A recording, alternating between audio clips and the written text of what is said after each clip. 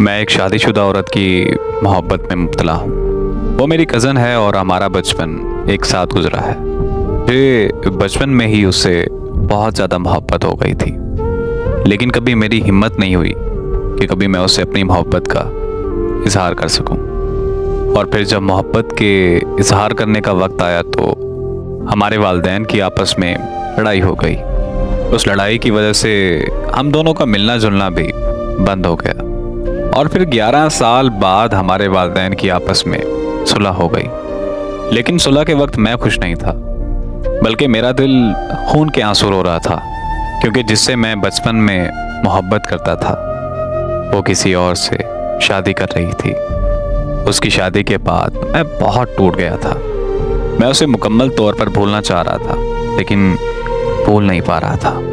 फिर मेरा एक दिन उससे सोशल मीडिया पर राब्ता हुआ तो मुझे पता चला कि वो अपने ससुराल में जहन्नम जैसी ज़िंदगी गुजार रही है। जब मैंने उससे अपनी मोहब्बत का इजहार किया तो वो फूट फूट कर रोने लग गई और वो मुझसे कहने लगी कि मैं भी तुमसे बचपन में बहुत ज़्यादा मोहब्बत करती थी।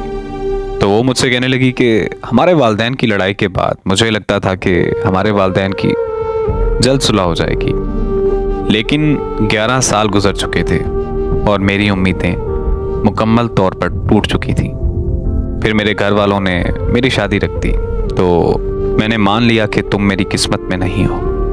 काश कि हमारे वालिदैन की लड़ाई कभी ना होती तो मैं आज जहन्नम जैसी ज़िंदगी ना गुजार रही होती। उसकी बातें सुनकर मुझे भी बहुत ज़्यादा रोना आया।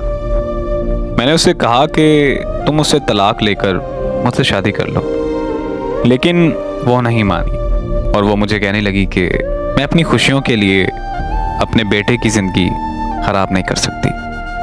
वो आज मुझसे दोस्त बनकर बात करती है, लेकिन मैं आज भी उससे बेइंतहा मोहब्बत करता हूँ और हमेशा करता रहूँगा।